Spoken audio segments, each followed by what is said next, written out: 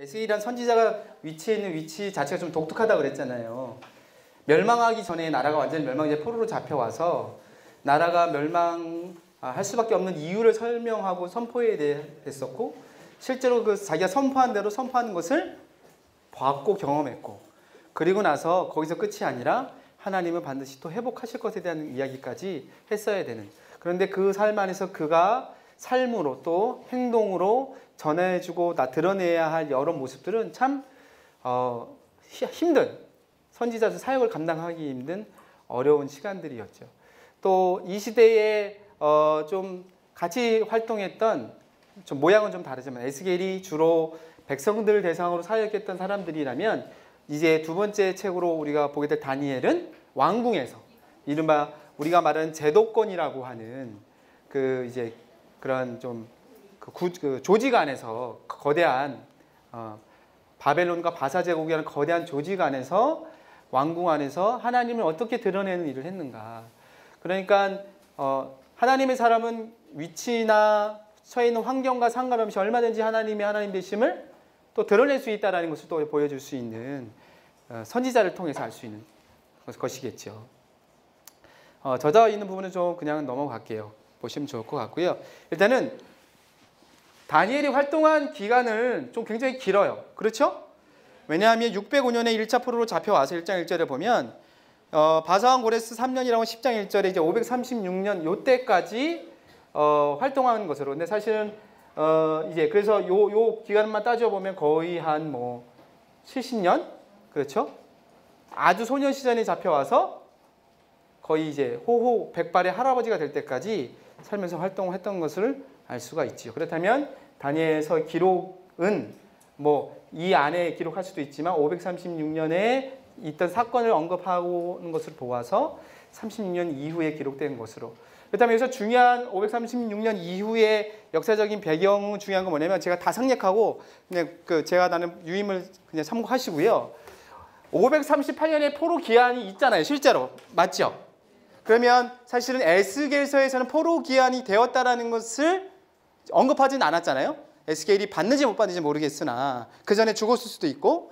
그런데 다니엘은 포로로 처음 잡혀온 순간부터 이스라엘 백성들이 바벨론 성상화를 정리하고 채 5만 명이 되지 않은 사람들이 자기 고국 땅으로 돌아가는 것을 보았던 사람이에요.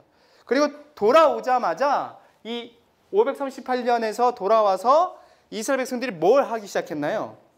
성전을 건축하기 시작했어요. 그런데 성전 건축이 순탄하게 잘 이루어지지 않았죠. 시작한 지 한 뭐 2년 좀 되자마자 536년경부터 이제 시작한 것을 보여주는데, 시작하자마자 주변 대적들의 방해로 중단이 되게 되는 것이겠죠. 이게 이제 예루살렘의 상황이에요. 예루살렘의 상황. 다니엘은 어디에 있는데? 바벨론, 즉 이제 바벨론이 끝나고 바사 제국 가운데 있는데, 이게 지금 예루살렘의 상황인 것이에요. 앞서도 했지만 에스겔 당시도 그렇고 포로지에 살았던 사람들과 예루살렘에 살았던 사람들이 서신 교환이 가능했어요. 비록 거리는 멀리 떨어져 있었지만 마음만 먹으면 서로의 생각과 서로의 지금 상황을 얼마든지 주고받을 수 있는 상황이었다고 한다면, 다니엘도 지금 예루살렘의 상황을 알았을까요, 몰랐을까요? 알았을 가능성이 크겠죠. 아, 뭐지? 하나님은 분명히 성취하셨는데 당신의 회복의 예언을. 그러면 그 성취한 대로 회복이 쭉 이어져야 되는데 그렇지 않은 것이에요. 여러분, 바벨론이 다스렸잖아요. 맞죠? 바벨론 때문에 망했고, 이전엔 아수르였고. 그러면 바벨론이 망하는 그 시점이 됐을 경우에 그때 바벨론에 잡혀와 있던 사람들은 무슨 생각을 했을 가능성이 클까요? 그 거대한 바벨론이 하루아침에 무너졌으니까 이제 우리가 돌아가기도 하고, 돌아간다는 의미는 꼭 무엇이에요? 이스라엘 나라가 회복될 것이다 라고 생각을 했는데, 여전히 나라만 바뀌었을 뿐이지 여전히 속국인 거예요. 지배국이 있고 독립되지 못한 상황에서 여전히 머물러 있는 것이겠죠. 그리고 돌아온 이스라엘 사람들은 가나안 땅에서 더 이상 이전에 떵떵거리며 자기의 위치를 드러내며 살았던 메이저의 위치가 아니라 철저한 마이너의 위치였어요. 주변 대적들의 공격을 노심초사 불안해할 수밖에 없는, 5만 명이 채 되지 않는다고 했잖아요. 그러니까 상황이 역전된 상황에서 하나님이 회복해 주신 이게 도대체 그럼 이 포로기한 해 주신 이 회복의 의미는 도대체 무슨 의미인가? 그러면 하나님이 계속해서 이 땅 가운데 일하시고 하나님 나라를 회복해 가셔야 되는데 왜 중단되었을까? 하나님이 바벨론은 멸망시켰으니까 바벨론보다 큰 분인가? 아닌데? 그럼 바사 제국은 또 뭐지? 바사 제국은 누가 다스리는 거야? 라는 생각이 들었을까요? 안 들었을까요? 들었겠죠. 도대체 이 세상은 누가 다스리는 것인가? 이전에는 바벨론 왕인 줄 알았는데 바벨론 왕도 하루아침에 제국도 무너지고 바사왕, 새로운 바사왕이 등극을 했지 않습니까? 도대체 이 세상은 누구의 주권에 달려 있는가? 라는 질문을 했겠죠. 이런 질문에 대해서 답을 주고 있는 책이 사실은 다니엘서라고 크게 좀 보시면 좋을 것 같으세요. 물론 이전 예언서에서도 온 열방을 다스리시고 다스리시는 분이라는 것을 하나님이 열방을 심판하는 심판의 메시지로 전달하셨지만 특별히 다니엘에서는 그걸 좀 더 이렇게 줌인해가지고 땡겨가지고 바벨론의 위대한 왕 느부갓네살 왕에게 막 그 꿈을 꾸게 하고 그를 들었다 놨다 하시고 벨사살 왕의 교만을 이렇게 하나님께서 책망하신 이런 모든 심판하시는 것들을 통해서 정말로 실제적으로 이 세상을 세밀하게 다스리시는 분이 하나님이시라는 것을 일단은 다니엘을 통해서 말씀하고 계시고 그것이 곧 바벨론에 여전히 거하고 바벨론 지역, 즉 바사 지역으로 바뀌었겠지만 그리고 돌아가 있는 사람들에게도 비록 이스라엘이란 나라는 온전히 회복된 것은 아니지만 옛날에 다윗 왕조처럼 그러나 이스라엘을 여전히 하나님이 다스리고 계시고 하나님의 주권이 온 열방 가운데 있다라는 것을 말하고 있는 책이 다니엘로 좀 보시면 좋을 것 같으세요. 아셨죠? 지금까지 한 얘기를 그냥 제가 이제 이렇게 텍스트로 정리해 놓은 거니까 이거는 좀 그림 좀 보고 할까요? 그 EBS에서 다큐 한 거 있어요. 네, 바벨론이라고는. 그거 한번 보시고 거기 나오는 장면인데 그 고대 문헌들을 이렇게 가지고 옛성 바벨론을 재현해낸 것이에요. 어마어마하죠? 네. 그리고 이게 이슈타르 문이라고 그래가지고요. 포로가 잡혀오면 이 이슈타르 문을 들어가게 되는데 저 벽돌이 청동벽 색깔의 벽돌이래요. 그래서 햇빛이 쫙 비치면 어떻게 될까요? 반짝반짝 빛나는 거예요. 여러분 우리도 그렇게 어느 거대한 건축물 앞에 딱 쓰면 무슨 생각 드세요? 별거 아니네? 이게 아니라 우와 그러잖아요. 그러니까 예루살렘에서 보지 못했던 신문물, 신문명을 경험한 것이겠죠. 이게 이제 공중정원 들어보셨죠? 네. 그 왕비를 위해서 그 바벨론 왕이 지어준 왕비가 이제 타지 사람인데 향수병에 빠져가지고 고향을 재현해 준다고 이렇게 능력 있는 남자예요. 이런 남자가 있어야 되는데 멋지죠? 네. 멋진 놈이야 이렇게. 그리고 이제 마루둑 신전 저 위에 마루둑 형상이라고 보시면 되겠습니다. 아셨죠? 자 본문 가겠습니다. 다 설명드렸어요 지금. 아셨죠? 네. 구조 설명드리고 본문 갈게요. 대더는 크게 1장에서 6장까지 다니엘의 포로 생활과 주로 실질적인 역사적인 사건에 대한 것을 3인칭 시점으로 이렇게 기록한 것으로 특징 잡아볼 수 있고 7장에서 12장은 다니엘이 본 환상의 내용이 앞으로 미래에 일어날 것으로 해서 다니엘이 직접 보고 들은 것을 1인칭의 관점으로 이야기한 것으로 즉 자기가 경험한 역사적인 사건에 대해서는 전지적 작가식으로 3인칭으로 사실은 다니엘이 좀 기록한 걸로 보고 자기가 본 환상에 대해서는 나는 이런 걸 봤다라고 하는 1인칭적인 관점으로 다니엘이 기록한 것으로 해서 두 부분으로 나눠서 보시면 좋을 것 같고 하나는 또 다니엘서가요 2가지 언어로 기록되어져 있어요. 히브리어와 아람어. 그래서 전반부 1장과 8장에서 12장은 히브리어로 기록되어 있는데 2장에서 7장은 아람어로 기록되어 있어요. 이 당시 바벨론 바사가 지배할 당시에 국제 공용어는 아람어였습니다. 아람어. 그러니까 당연히 포로로 잡혀온 사람들도 무슨 말을 배우고 쓰기 시작했을까요? 아람어를 쓰기 시작했겠죠. 그래서 히브리어는 점점 이제 특별한 계층들만 사용하는 특수한 계층들만 사용하는 학문적인 언어로만 이때부터 변화하기 시작했고 대부분의 사람들은 이제 아람어를 쓰기 시작했다고 해요. 그래서 나중에 에스라 느헤미야서 보시면 아시겠지만 히브리 방언을 잃어버렸다라는 얘기가 나와요. 2세대, 3세대 그것이 또 정체성을 잃어버린 계기로 되고 그래서 이런 언어적인 것으로 나눠볼 수 있는데 아람어로 기록되어졌다라고 하는 것은 그렇다면 이 다니엘서의 내용이 단지 이스라엘 백성들만을 위한 것이 아니라 누구에게도 전달되어지고자 하는 의도가 있는 건가요? 아람어를 쓰는 이방 족속들에게도 그래서 2장에서 7장의 역사적 사건에는 이방의 이야기가 굉장히 많이 등장하죠. 그 이야기들을 특징들을 좀 잡아보시면 되겠습니다. 1장으로 가겠습니다. 1장의 제목을 저는 뜻을 정한 다니엘 이렇게 유다 왕 여호야김 3년에 바벨론의 포로로 잡혔다고 했어요. 그리고 바산 고레스 원년까지 사역했다라고 한다면 대략 한 66년의 시간 동안 다니엘이 뭘 경험했을까? 조국의 멸망을 듣고 보았죠? 맞죠? 네. 바벨론의 또 멸망을 봤어요. 그 거대한 나라 절대로 무너지지 않을 것 같았던 거대한 나라 바벨론이 무너졌어요. 바벨론이 왜 위대하냐면요. 성벽이요. 3중 구조로 되어 있었다고요. 3중 구조. 이렇게. 그리고 이 중간중간에 해자를 파서 사람들이 적군들이 수월하게 침입하지 못하도록. 그리고 이 성벽의 넓이가 말 4마리가 끄는 마차가 서로 다닐 수 있을 만큼 왕복해서 다닐 수 있을 만큼 벽의 넓이가 그만큼 넓었대요. 그럼 얼마나 두껍고 높고 단단하고 강했겠습니까? 그 어느 누구도 감히 바벨론을 무너뜨릴 거라고 생각하지 못했는데 그 나라가 한순간에 무너졌어요. 바사 왕에 의해서. 그러니까 이것은 다니엘에게 있어서 그도 바벨론의 지역에 살고 있으면 성 안에 있으면서 충격적인 사건이었겠죠. 아, 정말 하나님이 이방 나라를 심판하시는 게 맞구나라고 하는 확신도 얻었을 것이고 즉 사람이 세운 나라가 얼마나 한순간에 물거품처럼 사라지는가에 대한 것을 볼 수가 있겠죠. 그러니까 이거는 여러분 한번 적용점을 한번 찾아보세요. 절대 망하지 않을 것, 절대 이거는 실패하지 않을 거라고 했던 것들이 과연 그러한가? 누구의 이름으로 행할 때 이것이 영원한 것이고 누구의 이름으로 행하지 않을 때 이것이 유한한 것인가 한번 생각해 볼 필요가 있죠. 앞서도 얘기했지만 하나님이 하라는 것만 사실은 남는 거다라고 적용점 잡아보시면 좋겠고 그래서 이 다니엘의 입장이 되셔서 한번 생각해 보시면 정말 많은 교훈들을 지혜들을 얻을 수 있지 않을까 싶고요. 자, 본문 이제 1장 쭉 보게 되면 저는 이제 느부갓네살과 하나님을 좀 이렇게 대조해서 좀 이렇게 정리해 봤어요. 느부갓네살의 명령이 무엇이었냐면 하나님의 전그릇을 그가 가져왔다. 포로 가운데 왕족과 귀족 몇 사람을 선발해서 바벨론식으로 교육해서 명령했다라는 이야기.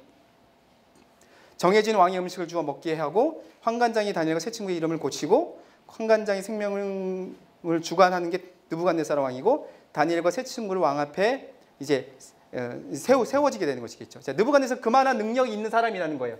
그렇죠? 성전 기물을 갖고 오고 자기 명령으로 사람을 세웠다가 교육시킬 수도 있는 그런 이제 능력이 있는데 그런데 이 본문 안에서 하나님이 어떤 분으로 묘사되어지고 있는가를 좀 따로 정리해봤던 일이래요. 주께서 유다의 왕과 성전 기물을 느부갓네살에게 빼앗기셨다가 아니라 어떻게 해요? 넘기셨다. 그러니까 느부갓네살 입장에서는 자기가 마치 빼앗은 것처럼 생각될 수 있지만 그러나 믿음의 관점으로 볼 때 이거는 하나님이 옛다 가져가라 하고 죄송합니다. 자꾸 제가 표현이 저렴해가지고요. 죄송합니다. 넘겨주신 것이겠죠. 그러니까 하나님의 주권이 누구에게 있는 것이에요? 아니, 주권이 누구에게 있는 것이에요? 하나님께 있는 것이겠죠. 제가 마음이 급하니까. 하나님이 다니엘과 하여금 환관장에게 은혜와 긍휼을 얻게 하신다라고 지금 이야기를 하고 있어요. 자, 앞에 1장에 보면 왜 그 다니엘이 믿음을 지키기 위해서 바벨론에서 준 음식을 거절하잖아요.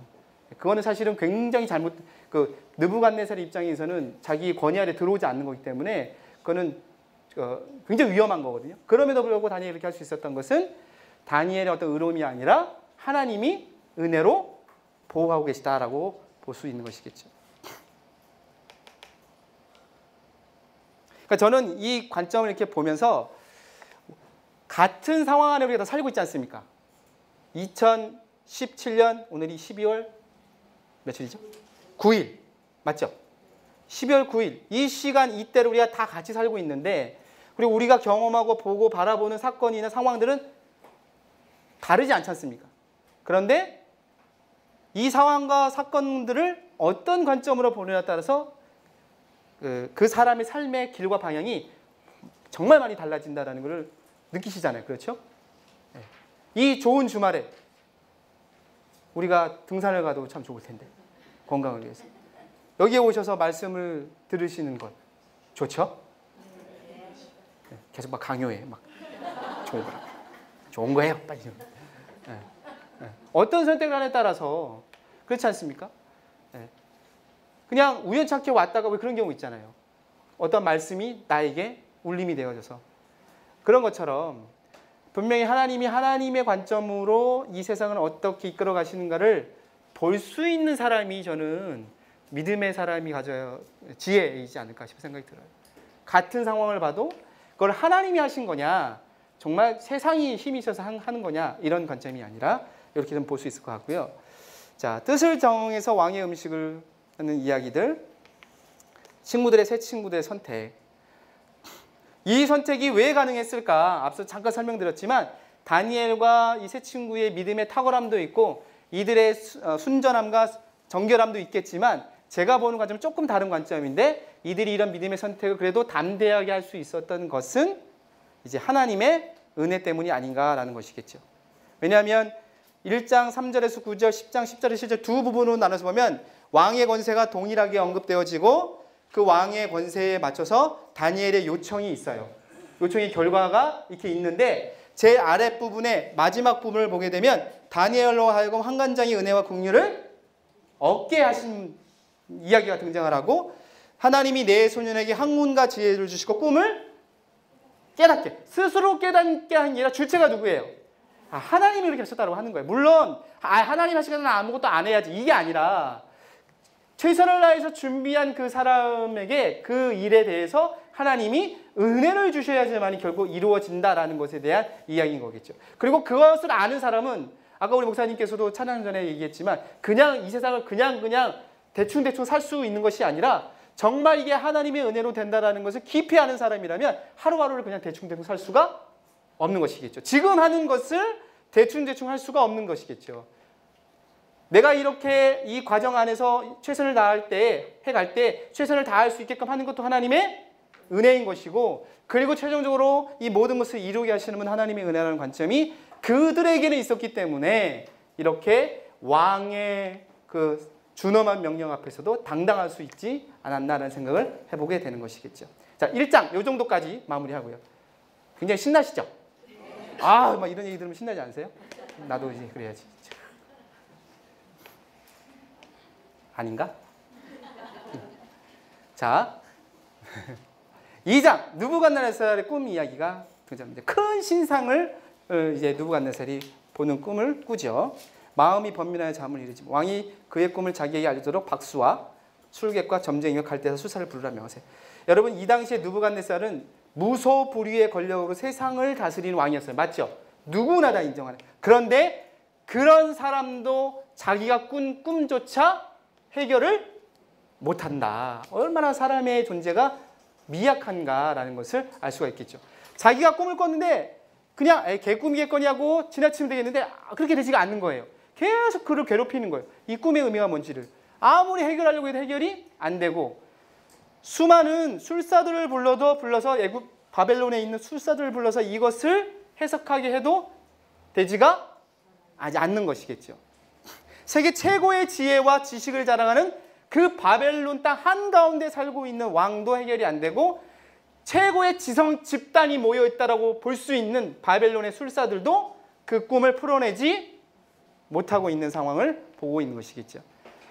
육체와 함께 살지 않은 신들 외에는 이것을 풀지 못합니다라고 술객들이 그 최고의 지성과 지혜를 갖고 있다라고 하는 박사 집단들이 이렇게 포기를 하는 것을 볼 수가 있는 것이겠죠.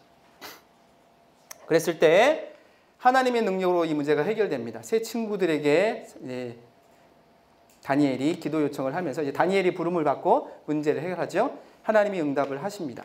다니엘이 찬송을 하죠. 그리고 문제 해결을 위해서 아리옥에게 왕을 만나기를 요청하고 왕에게 나아가 꿈에 대한 해석을 할 수 있음을 밝히는 이 단계가 있죠.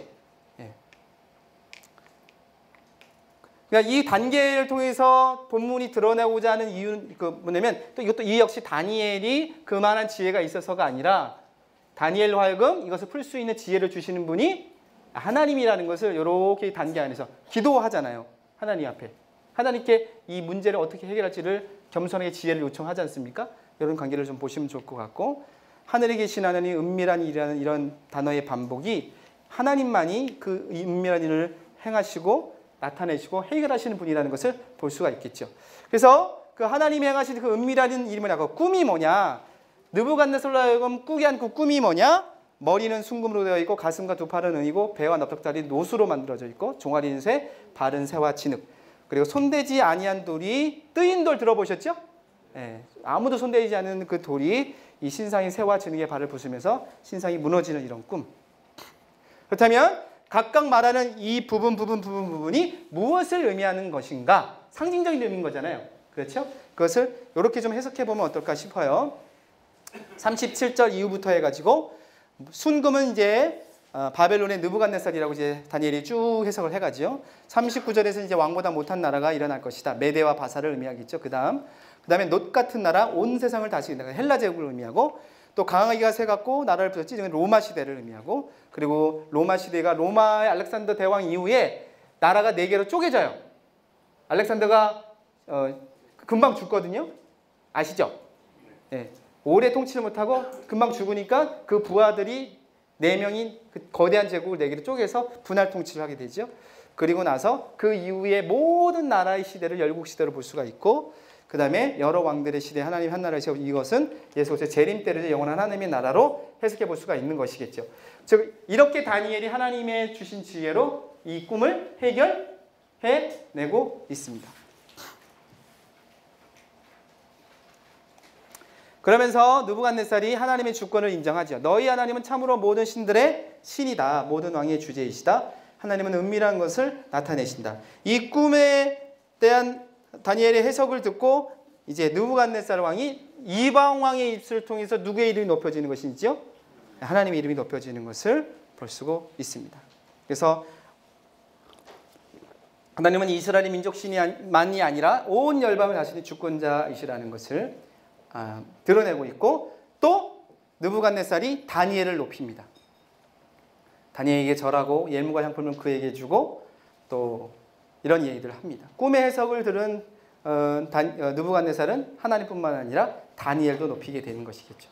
그렇다면 이런 이야기들을 듣고 알고 있는 이제 사람들 입장에서 이제 어떤 마음이 들까? 하나님에 대해서 여러 오해들, 하나님이 능력이 없는 신인 것처럼 하나님에 대한 능력을 오해했던 사람들에게 하나님은 그렇지 않은 분이다 라고 하는 것을 우리가 볼 수가 있는 것이겠죠. 여러분, 이런 것들은 우리에게 정말 큰 도전이 되죠. 하나님이 행하신 일들을 누군가 어떤 공동체 행하신 일들을 들었을 때 얼마나 도전되세요. 예, 아멘이 안 나옵니다. 아멘 하십시다. 네. 그 사람만의 일이 아닌 것이에요. 이 공동체가 함께 기도해서 이루어진 하나님의 일하심이라고 우리의 것, 나의 것으로 취할 수 있는 믿음이 있다면 그거 얼마나 좋겠습니까? 네. 그것이 자기의 믿음을 살리고 자기의 영을 살리는 일이 아닌가 싶습니다. 자, 이제 3장으로 넘어가세요. 이제는 2장에서는 이제 느부갓네살의 꿈을 해석하는 다니엘과 그 모습을 통해서 하나님이 높아지셨다면 3장에서는 이제 새 친구들, 다니엘의 새 친구들의 믿음이 드러남을 통함으로 말미암아 하나님이 또 높아지신 것이겠죠. 그러니까 1절부터 30절까지를 이렇게 정리해 봤더니 16절에서 18절의 내용이 핵심이라고 지금 보는 거예요. 이거를 이제 그 구성의 법칙이라고 해서 가운데 핵심을 두고 글을 쓰는 것이 굉장히 이스라엘 사람들은 익숙해져 있거든요. 그래서 이 가운데 내용을 중심으로 다른 이야기가 배치되어져 있다 보시면 좋을 것 같은데, 어쨌든 이 가운데 하나님이 계시다면 이렇게 시작하는 이 믿음의 고백이 이 3장의 핵심 메시지다라고 보면 좋겠습니다. 즉 무슨 말이냐면 누구를 과연 섬길 것인가? 다니엘과 새 친구들은 유다 땅 가운데서 있다 포로로 끌려왔는데 이 이방 땅에서 이제 누구를 섬겨야 될 것인가에 대한 의문이 포로로 잡힌 사람들이 있었겠죠.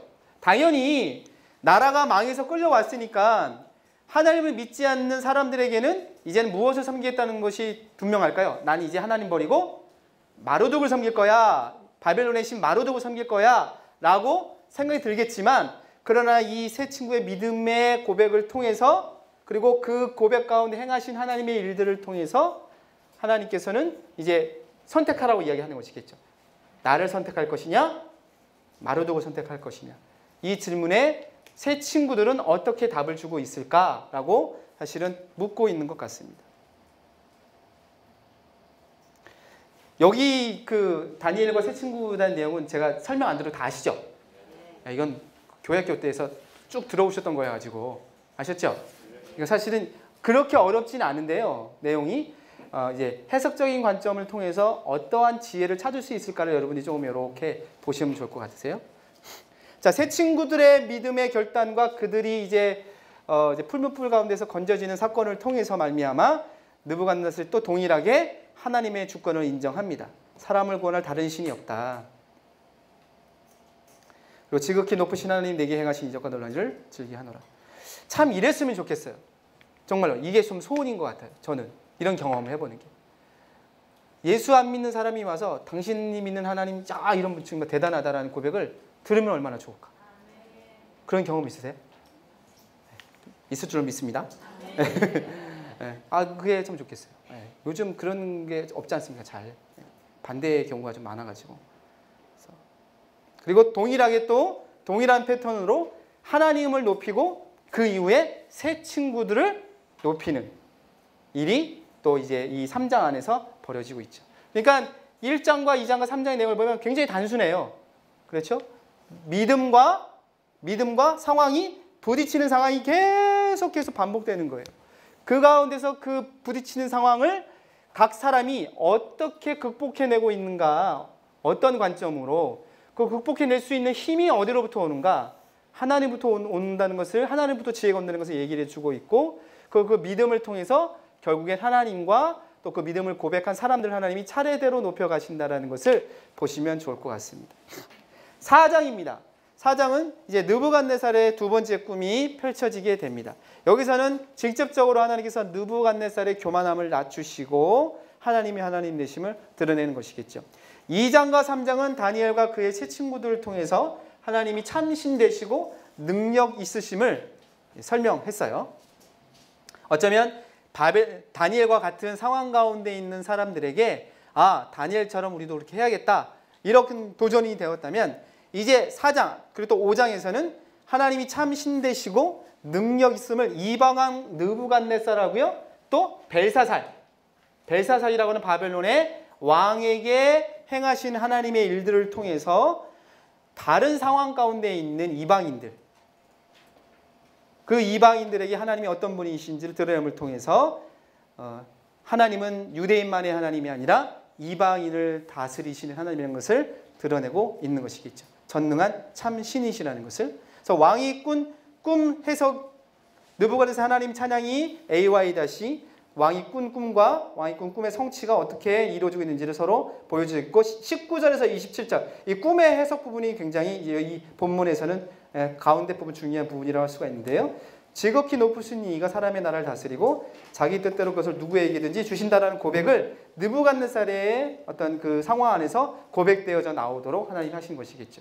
그래서 이 4장에서의 느부갓네살을 낮추시고 또 높이시는 이 과정 안에서 하나님께서는 이방 왕, 즉 바벨론의 진정한 통치자가 누구라는 것을, 하나님이시라는 것을 증명해 보이고 있다라고 보시면 좋겠습니다. 그랬을 때 동일한 패턴으로 반복이 됩니다. 하나님의 주권을 느부갓네살이 인정해요. 느부갓네살이 인정을 하는 얘기가 이제 교만한 자를 꺾으시는 하나님에 대한 그 하나님의 위대하심을 이방 왕의 입술을 통해서 고백하는 것이 나오고, 그리고 또 그렇게 고백한 이방 왕이 높아지는 얘기가 나오죠.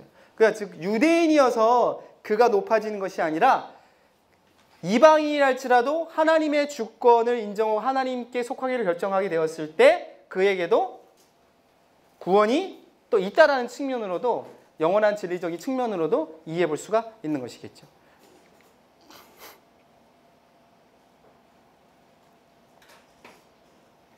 그러니까 사실은 그 다니엘 시대의 사람들은 아까 536년에까지 예언이 538년까지 예언이 기록됐다고 했지 않습니까? 그러면 이제 바벨론이 망한 걸 알까요, 모를까요? 기록되고 난 이후에 이거를 읽는 다니엘서를 듣고 보던 사람들은 알겠죠? 아, 다니엘이 바벨론이 멸망하게 된 게 결코 우연이 아닌 거구나. 하나님이 행하신 거구나. 그 과정 안에서 하나님이 바벨론의 여러 왕들에게 이렇게 일하셨구나라는 것에 대한 시기에서 소문으로만 듣던 것을 이 이야기를 통해서 명확하게 또 깨닫게 되는 계기 될 수 있는 것이겠죠. 자, 5장은 이제 벨사살 왕의 교만함이 등장합니다. 아까 얘기했지만 바벨론 성은 절대로 무너지지 않는다고 생각을 했어요. 그렇죠? 사실은 벨사살 왕은 섭정왕이었어요. 섭정왕. 무슨 말이냐면 그 실제적인 지배자 첫 번째 넘버원은 따로 있고요. 그 넘버원이 자리를 비운 사이에 이 바벨론을 잠시 임시로 통치했던 왕인 것이겠죠. 그러니까 벨사살이 이런 얘기를 하잖아요. 그 손가락이 벽부터 나와서 메네메네 데겔 우바르신 쓰니까 이거를 해석한 사람에게 내가 그 세 번째 자리를 주겠다라고 하잖아요. 왜 세 번째 자리일까? 첫 번째 왕이 있고 두 번째는 자기고 세 번째는 이걸 해석한 사람에게 주겠다는 얘기인 거거든요. 그랬을 때에 그 해석을 누가 하게 되는 것이죠? 네, 다니엘이 하게 되는 것이겠죠. 사실은 이 내용들이 연대가 좀 이렇게 건너뛰고 막 엉켜서 이게 좀 어려울 수 있는데 벨사살은 이제 바벨론이 거의 멸망할 즈음에 바벨론을 다스렸던 이제 섭정왕으로 보시면 좋을 것 같습니다. 어쨌든 벨사살 이름의 뜻이 벨이라는 신이 왕을 보호한다라는 뜻이에요. 나는 벨사살이야 할 때 무슨 뜻이에요? 나는 벨이라는 신의 보호를 받는 자야 라는 뜻이에요. 이름에서 딱 나는 그렇게 딱 드러내고 있는 것이에요. 그런데 이 벨사살 왕이 어떻게 되죠? 예, 멸망을 당하게 된 것이겠죠. 얼마나 이 아이러니하게 이름과는 다르게 이제 펼쳐지는 것을 볼 수가 있는 것이겠죠. 이 바벨론 신들의 무능함을 또한 보여주고 있습니다. 하나님을 업신여긴 자의 최후가 있음에 대해서 5장에서 설명해 주고 있죠. 그래서 지금까지 2장, 4장, 5장을 정리하면 그렇습니다. 전부 다 이제 바벨론 왕들에 대한 이야기들을 이제 한눈에 벌써 좀 정리한 것인데, 이방원들이 해결할 수 없는 상황이 먼저 전개가 되고요. 갈대아 술사들, 바벨론의 지성 집단이라고 할 수 있는 박사들이 다 해석하지는 못해요. 해결하지 못해요. 그러나 다니엘은요, 이 모든 상황을 해결해 내는 것이겠죠.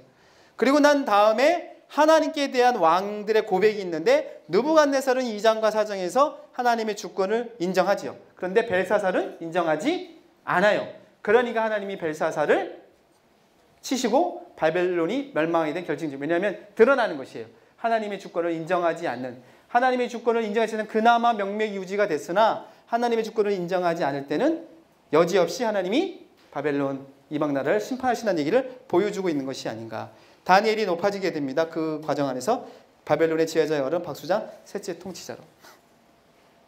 그래서 여기서 주목할 것은 주인공이 마치 다니엘인 것 같지만, 그러나 이 모든 과정 안에서 이 모든 과정을 이끌어 가시는 분이 누구이시다는 걸 볼 필요가 있는 것이죠. 네, 하나님인 것을 볼 수가 있는 것이겠죠. 사람의 지혜뿐만 아니라 나라의 흥망성쇠 자체를 주관하시는 분이 하나님이라는 것을 우리가 놓치지 않고 발견하는 것이 다니엘서를 보는 포인트 중에 또 하나인 것이겠죠. 그러니까 우리가 다니엘서를 공부할 때 다니엘이 워낙에 탁월한 인물이어서 다니엘에게 초점 맞춘 것들을 많이 얘기를 하죠. 또 그렇게 필요하고. 근데 그런 측면도 있고, 동시에 같이 가져야 될 것은 그 다니엘이 그렇게 탁월하게 될 수밖에 없었던 이유들을 좀 살펴볼 필요가 있고요. 그 이유들과 더불어서 다니엘이 그렇게 높아지게 됐을 때 옆에서 악역 역할을 누가 했을까, 그들 가운데 하나님 또 어떻게 일하셨는가를 좀 다양한 관점으로 보시게 되면 다니엘서를 이해하시는데 좀 도움이 되시지 않을까 싶습니다. 자, 6장으로 넘어가서요. 다니엘의 믿음의 결단을 통한 하나님의 높아지심의 이야기가 등장합니다. 여기 6장 1절 보면 6장 1절 전에요. 5장 30절 한번 보시겠습니까?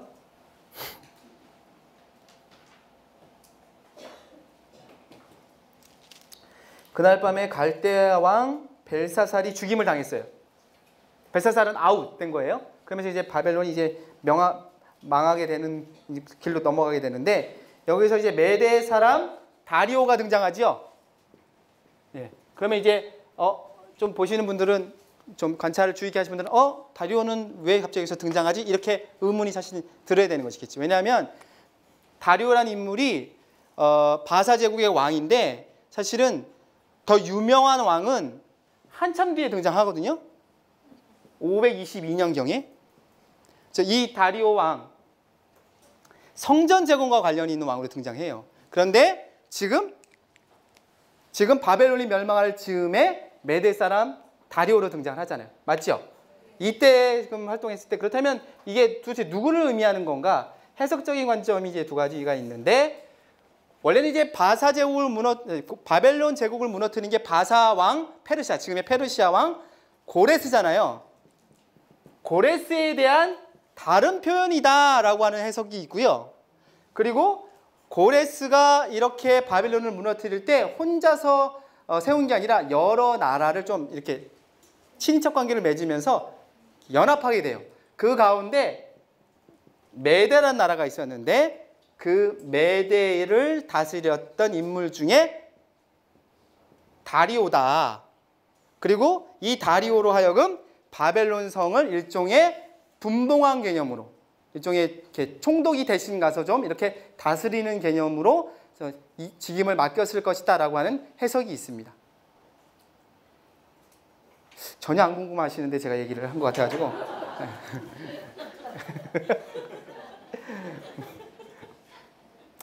뭐 그렇죠. 예. 그러니까 왜냐면 이게 읽다 보면 이게 의문에 꽂히실 때가 있으셔가지고요. 예. 네, 감사합니다. 시간도 없는데 저걸 왜 한 거예요, 얘기를. 어쨌든 그렇습니다. 자, 이 구조 안에서 다니엘의 믿음을 결단을 통한 하나님의 높아지심이라고 제가 제목을 붙였는데 조서를 내리죠. 이거는 이제 전체적인 구조를 따라서 16장 18절에서 다니엘아 너의 하나님 네가 믿는 너의 하나님 너를 구원할 것이다. 그 사자굴에서 너를 구원하시는 것을 이제 다리오 왕이 고백을 해요. 이방 왕의 입을 통해서 다니엘이 구원받을 것을 사실은 고백되어지는 것이겠죠. 그런데 제가 좀 더 살펴보고 싶은 것은 뭐냐면 다니엘을 시기질투했던 바사 제국의 관리들이 모함을 하죠. 그래서 이제 올무에 빠뜨리잖아요. 그걸 또 변하지 않는 조서를 또 이제 왕이 쓰게 해가지고 이제 옴짝달싹 못하게끔 사실은 막잖아요. 그랬을 때 다니엘은 누구의 조서에 반응했는가를 사실은 보는 게 본문에서 포인트인 것이겠죠. 메대와 바사에 고치지 않은 규례를 따라 다시 고치지 못할 것이다. 굴 어기를 왕이 그의 도장과 귀족들의 도장으로 봉해서 아무도 그 왕조차도 그걸 스스로 풀어낼 수 없을 만큼 꽁꽁 묶은 거예요. 그런데 사실은 하나님의 조서는 등장하진 않지만 다니엘은 이 왕의 조서가 아닌 하나님의 명령과 말씀을 따랐다라고 보여져서 하나님의 조서라고 제가 따로 명칭을 붙였어요. 조서에 왕의 도장이 찍힌 것을 알고도 자기 집에 돌아가서 계속 기도하죠. 네. 이건 좀 논란이라기보다도 좀 이렇게 야사 비슷할 수 있는데 여러분 다니엘이 기도를 왜 집에서 했을까?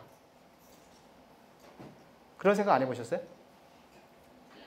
왜 집에서 하는 게 뭐가 어때서? 이렇게 생각할 수 있는데 그 바벨론 땅에서 유대인들이 와서 처음에 만든 게 뭘까요? 안식일날 안식일을 지키기 위해서 회당을 만들었잖아요. 성인 남자 10명 이상이면 회당을 만들게끔 증거를 보여지거든요. 뭐 미시나 미드라시 이런 데를 보게 되면 그러면 이제 당연히 이제 다니엘도 성인 남자니까 회당에 가서 기도를 하면 될 터인데 왜 집에서 했을까?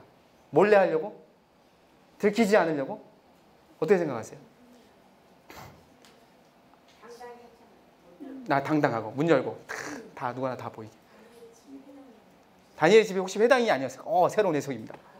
좋습니다. 모를 수도 있는데 이런 해석이 있어요. 그 1장에 보면 다니엘이 환관장의 교육을 밑에 교육을 받았잖아요. 환관은 뭐 하는 사람이죠? 넷이 아시죠? 넷이. 그러니까 이제 그런 교육을 받았을 가능성이 크죠. 왕궁의 환관으로 이제 키워졌을 가능성이 크지 않을까 싶은 거예요. 그러면 이제 그 환관의 역할을 하는 사람들은 이제 신체의 어떤 한 부분을 잃어버리는 기능을. 근데 율법에 의하면 그렇게 상한 자는 못 들어오게 되어 있어요. 이스라엘 회중 모임에. 그러니까 섞이지 못하게 되어 있어요. 부정한 상태이기 때문에. 그래서 아마 그런 데 가지 못하고 집에서 기도하지 않을까라는 좀 생각을 해볼 수 있는 것이죠. 이것도 역시 별로 중요한 건 아닌데.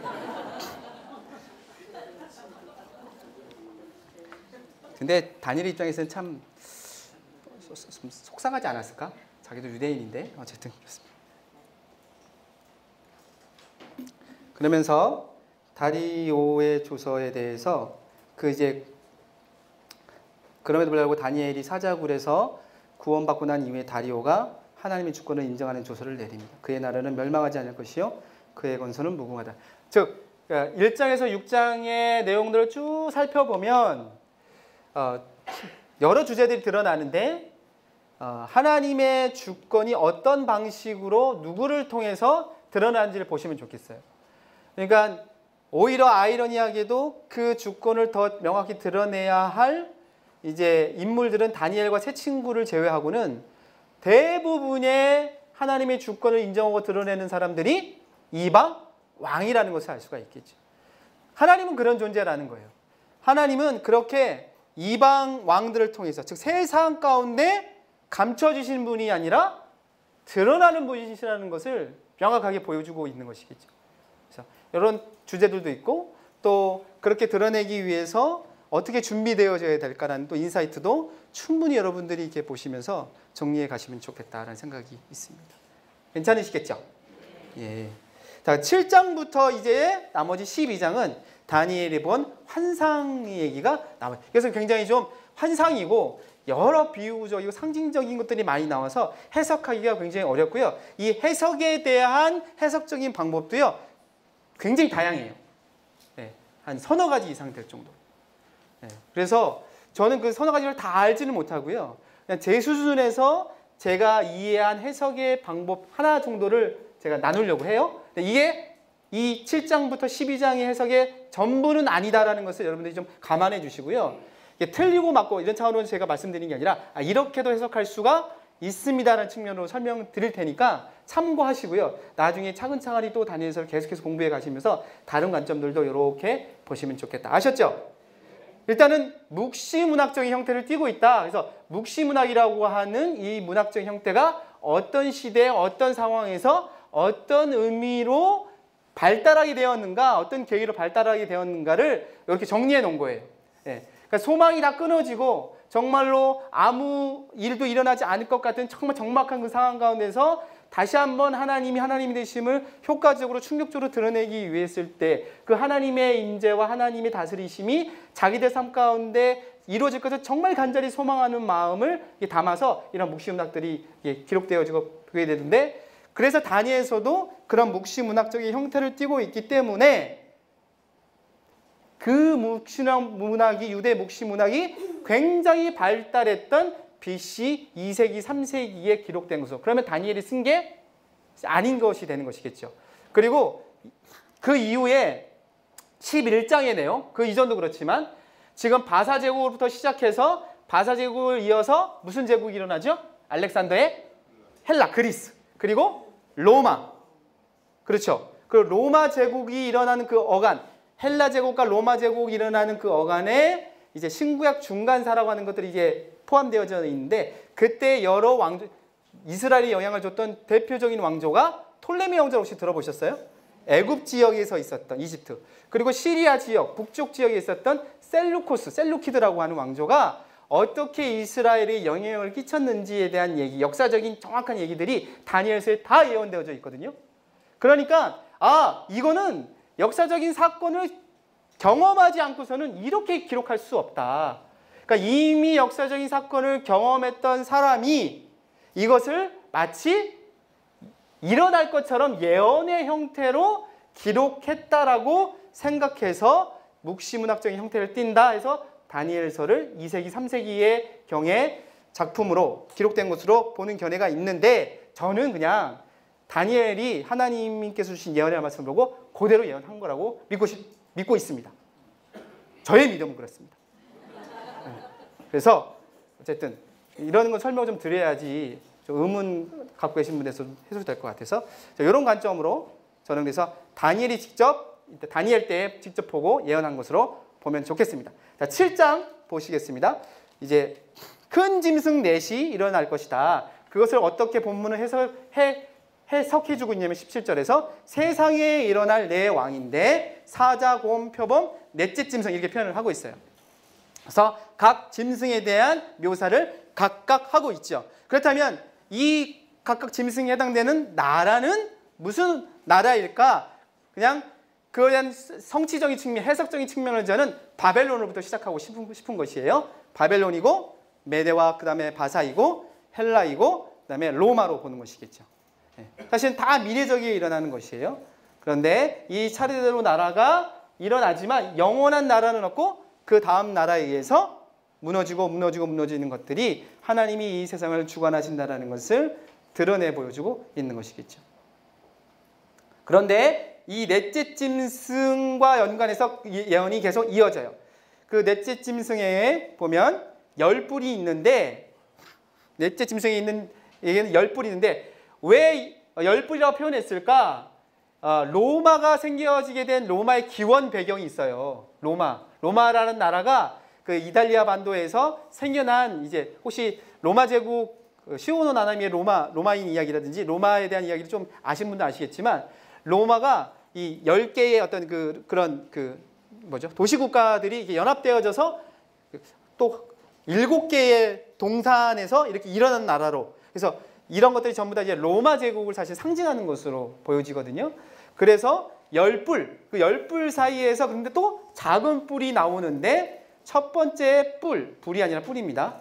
셋의 그 앞에 있는 것을 뽑히고, 작은 뿔에 사람의 눈 같은 눈들이 있고 입이 있어 큰 말 하였더라. 그러니까 이것은 대부분 학자들 간에 일치된 견해는 뭐냐면 적그리스도, 예수 그리스도를 믿는, 예수뿐만 아니라 믿는 그리스도인들을 대적하는 적그리스도를 지칭하는 것이다. 실제로 로마가 다스릴 당시에 그리스도인을 핍박했지요.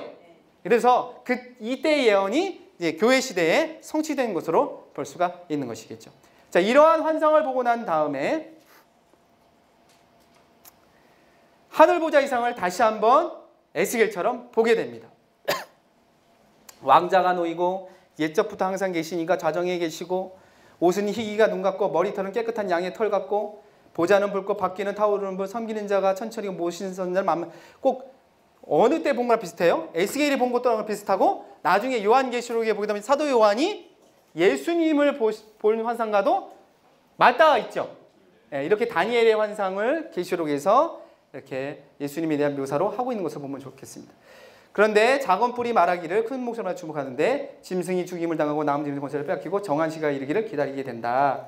그러면서 절망되고 낙심되는 순간에 눈을 들어봤더니 다니엘에게 이런 놀라운 환상을 보여주시면서 작은 뿔이 비록 자신이 행하는 일로 떠들고 크게 떠드는 것 같지만 이 작은 뿔들을 심판하고 다스리시는 하나님의 능력이, 심판이 있음을 이제 환상 가운데 보여주시는 것이겠죠. 그러면서 굉장히 두렵고 떨리는 상황 가운데서 보는 것이지만 다니엘에게는 이 환상이 굉장한 격려가 되었을 가능성이 있겠죠. 왜냐하면 이 예언을 보게 된 이 시점이 포로 기한이 끝나고, 역사적인 배경 기억나시죠? 성전 재건 시작했는데 중단됐잖아요. 여전히 바사가 다스리고 있구나, 세상이 다스리는 거구나, 그렇지 않다라는 것을 이제 환상을 통해서 계속 설명해 주고 있으면서 15절에서 28절은 짐승의 모습, 넷째 짐승이 심히 무섭고 10뿔이 있고 다른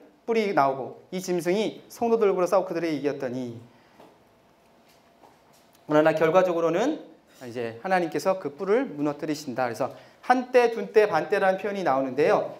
7은 이스라엘 사람들에서 7은 숫자의 의미가 다 있는 것처럼, 우리도 행운의 숫자 하면 7 하죠. 근데 중국은 8이에요. 8. 나라마다 틀려요. 8을 그렇게 좋아하더라고요. 이스라엘 사람들에게서도 7의 숫자가 의미하는 바는 완전을 의미합니다. 완전. 7. 그래서 7이 두 번 반복되면 완전함이 더 완전하다는 얘기고, 3번 반복되면 더더더 완전하다는 얘기인 거예요. 뭐 다른 의미가 아니라, 왜 반복하잖아요. 중요한 거는. 그런데 한때 여기 뭐라고 나오죠? 한때 두 때에 반때를 지낸. 그러니까 더해 보니까 3년 반이에요. 그러니까 7의 절반이잖아요. 그러니까 완전하다, 완전하지 못하다? 완전하지 못하다라는 시간. 그 시간이 결코 길지 않는다라는 의미로 이제 숫자를 상징적인 의미를 가지고 해석해 볼 수가 있는 것이겠죠. 즉 성도들의 고난의 시간은 영원히 지속되는 게 아니라 정해진 때까지다라고 하는 것이에요. 소망 있지 않으세요? 넌 그렇게 살다가 죽을 거야. 이래보면 얼마나 마음이 아파요. 하나님, 이 고난은 언제 끝나는 겁니까? 몰랐어? 영원히 갈 거야. 주님 뭐라고요? 팍! 근데 한때 두때 반에 3년 반 정해진 때가 있어. 그러면 그때를 소망하면 기다릴 수 있는 것이겠죠? 그런 의미로 이렇게 지금 성도들에게 지금의 이방 나라의 압제의 때는 분명히 정해진 때가 있다. 이렇게 보시면. 그런데 순양과 순염소를 다시 보게 되는데 두 뿔을 갖고 있고 한 뿔이 다른 뿔보다 길대요. 이것은 이제 메대와 바사의 왕들을 의미한다고 볼 수가 있고요. 서쪽, 북쪽, 남쪽을 향하여 막 들이받아요. 이 바사 제국이 강하게 전 고대 근동을 집어삼키고 있는 것을 의미하고, 근데 한 순염소가 등장을 해요. 이제 헬라 제국을 의미한 거겠죠. 결국 바사 제국은 누구의 어떤 나라에서 멸망을 하죠? 헬라 제국에서 멸망하니까. 그래서 서쪽에 와서 온 지면에 두루 다니는데 땅에 닿지 않고 순양을 쳐서 두 뿔을 꺾는다. 바사 제국의 멸망을 얘기하고, 그 순염소 두 눈 사이에는 큰 뿔이 있대요. 이것은 헬라의 첫째 왕 알렉산더를 의미한다고 볼 수가 있고, 근데 그 큰 뿔이 꺾이고 알렉산더가 금방 죽죠? 현저한 뿔 넷이 나오는데 이것은 헬라 제국의 네 왕국으로의 분열을 의미해요. 그리고 나서 한 뿔에서 나온 또 작은 뿔이 일어나는데, 요 뿔은 좀 어려운데 셀루쿠스 왕조의 두 뿔 가운데 초반에는 이스라엘이 남쪽에 있었던 톨레미 왕조의 지배를 받아요. 굉장히 이때는 좀 안정되기 그래도 속국이었지만, 톨레미 왕조 애굽의 그 왕조는 좀 이렇게 지식적이고 학문적인 걸 추구해가지고 이때 알렉산드리아 도서관도 만들어지게 되고, 이때 70인역도 번역이 되면서 여기 이스라엘 사람들이, 돌아온 포로 사람들이 그래도 좀 안전하게 좀 이렇게 대우받으면서 지냈는데, 이쪽 셀루쿠스 왕조는 그렇지 않았던 거예요. 강압적으로 통치하고 무력으로 진압하고. 그래서 후에 나중에 이 셀루쿠스 왕조의 지배를 받을 때에 그때 아주 못되게 굴었던 왕이 있어요. 아주 못되게 굴었던 왕. 그 왕조가 에피파네스라고 하는 왕인데, 그 왕에 대한 예언인 것이겠죠. 지금 제가 무슨 얘기하는지 잘 이렇게 좀 안 와닿으시죠? 죄송해요. 제가 사실 이거 중간사를 이해를 해야지 이게 이해되어지는 거여가지고 이렇게 보시면 돼요. 바사 제국 이후에 예수님이 오시기까지 여러 나라들이 일어났다가 사라졌다가 하는 과정이 지금 진행되어지고 있구나라고 생각하시면 되겠죠. 그 과정 안에서 이 모든 것들을 하나님이 다 보여주시면서 궁극적으로 이 나라를 누가 다스리고 있다? 하나님이 다스린다는 것을 지금 계속해서 환상을 통해서 설명해주고 있는 것이겠죠. 할렐루야. 벌써 3시간. 어떡하면 좋아? 한 10분만 더 해도 될까요? 네. 목소리가 작아지시네요. 10분만 할게요. 예. 네. 요거는 좀 제가 요것만 나누면 전반적으로 큰 환상의 그림이 이해되어질 것 같아서. 자, 다니엘의 기도와 이제 이른 일의 환상이라고 제목을 부장을 붙였어요. 그 이른 일에는 도대체 뭘까? 일단은 예레미야 예언을 이제 다니엘이 깨닫습니다. 9장에 보면 70년 만에 귀환할 거다. 그 의미가 뭔지를 이제 깨닫게 되는 이야기부터 시작해가지고 하나님 앞에서 하나님의 그 성품을 고백하고 자신의 죄도 고백하고 회복을 간구하는 가운데, 그렇게 기도하고 있는 가운데 천사 가브리엘이 등장해서 다니엘에게 71회의 환상을 보여주죠. 즉 네가 지금 보게 될 이 환상은 하나님의 놀라운 경륜의 통치하심에 대한 계획인데, 이것을 71회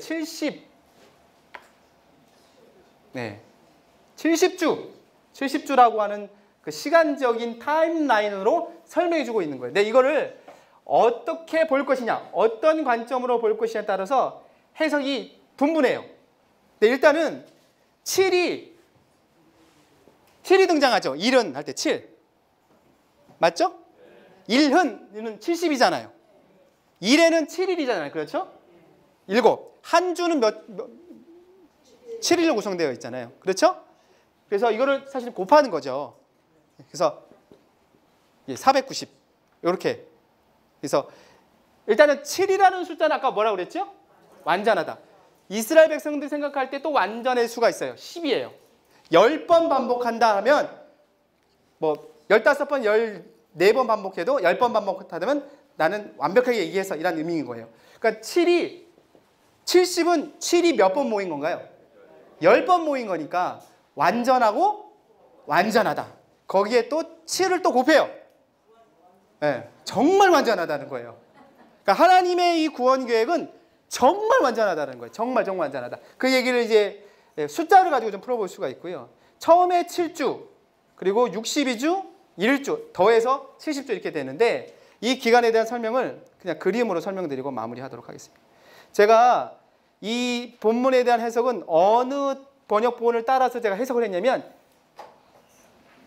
세 번역 있죠. 성경에 여러 번역본 있지 않습니까? 이 세 번역을 따라서 제가 이해를 했어요. 이건 저의 이해예요. 세 번역을 따른. 네, 이거를 다르게 해석하시는 분들도 있으니까 이건 그냥 참고하시면 좋겠고요. 저희 SBS가 하여튼 일반적으로 갖고 있는, 제가 갖고 있는, 이건 제가 갖고 있는 것기도 하고,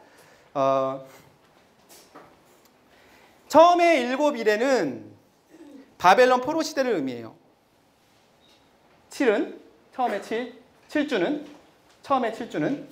그래서 예루살렘의 중건 명령이 떨어진 그 순간부터 기름 부음을 받은 자가 왕이 일어나기까지, 이거를 이제 사실 이제 고레스로 보는 거죠. 고레스. 이사야 예언으로. 그리고 나서 62일의 기간을 예수님이 초림하시기까지 중간사 시대로 보는 거예요. 이 62일의 가운데 여러 다양한 나라들이 일어나고 또 이스라엘 백성들이 어려운 가운데 있고, 예수님이 62일의 후에 예수님이 초림하시게 되는데, 예수님이 초림하시고 난 이후에 62일의 후에 두 가지 사건이 벌어지는데, 하나는 예수님의 십자가의 죽으심, 또 하나는 예루살렘 멸망이라고 하는 것이에요.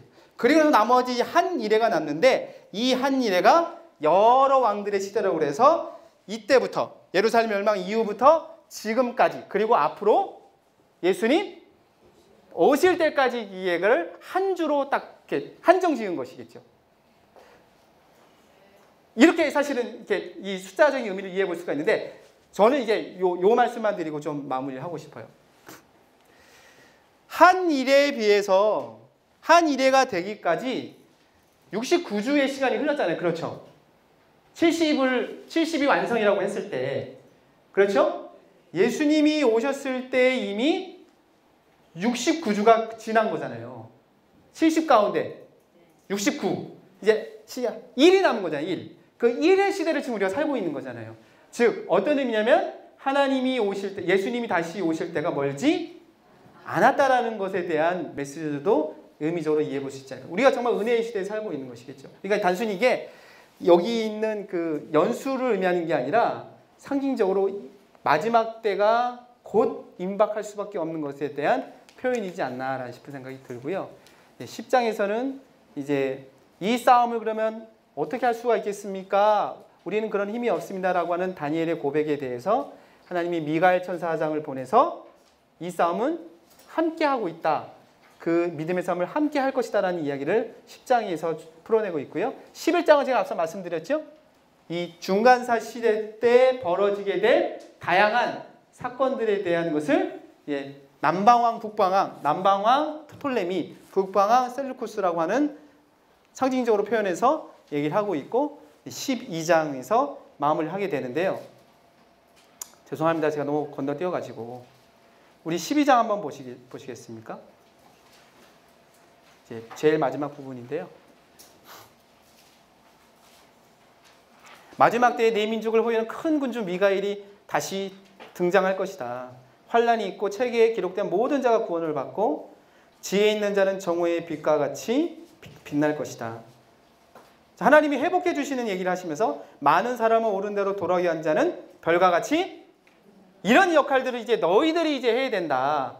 그것을 하나님이 행하게 하실 것이고 너희들 통해서 이루실 것이다 라고 하면서 계속해서 저는 이제 이 3절의 이 지혜의 반복, 이 12장 안에서 지혜 있는 자는 궁창에 같이 빛날 것이고 많은 사람은 옳은 대로 돌아오게 할 것이고 지혜 있는 자는 깨닫게 될 것이다 라고 왜 지혜 있는 자가 될 것에 대해서 강조하면서 12장을 마무리하고 있을까? 사실은 다니엘서 쭉 보게 되면 다니엘만큼 지혜로운 사람은 없었지요. 그와 또 그의 친구들의 지혜로 말미암아 하나님의 하나님 되심이 드러났지 않습니까? 그런데 다니엘이 그냥 뭐라고 해야 되나? 온실속의 화초처럼 아무런 어려움 없이 그냥 좋은 교육받고 그냥 이 시대의 그 시대의 상황에 순응해 가면서 살면서 그렇게 지혜자의 위치로 올라갔을까요? 않죠. 그 나름 처절한 믿음의 싸움, 사자굴에 들어가기도 하고 친구들은 풀무불 속에 던져지는 믿음의 고난과 고투를 겪어가면서 감당했던 거였잖아요. 그런 사람을 이끌어서 많은 사람을 돌아오게 하는 지혜자 역할을 감당하게 될 것이다 라고 했다면 우리도 이 시대를 살아가면서 이런 믿음의 싸움을 하는 것이 물론 고단하고 힘들지만 이 믿음의 싸움을 하고 난 다음에 하나님께서 우리에게 말씀해 주시는 것은 12장의 다니엘을 향해서 또 이 다니엘서에 있는 사람들이 주셨던 축복의 말씀이 동일하게 우리에도 적용될 수 있는 부분이 아닐까라는 생각을 해보게 됩니다. 그래서 DBS 공부하시는 거 재미있으시죠? 네. 목소리가 좋습니다. 근데 이제 때로는 힘들기도 하시잖아요. 다행히 숙제는 없으니까. 있어요? 아이고, 이런 큰 고난이 64년 네로바켓 때에 버금가는 고난이 그래도 그렇게 좀 어려움을 스스로 선택할 때 하나님이 저는 저와 여러분들을 지혜자로 지혜를 드러낸 사람들로 세워갈 줄로 믿습니다. 네, 남은 2주 동안에도 하나님의 은혜로 가득한 시간 되시길 바라고요. 네, 강의 마치겠습니다. 감사합니다.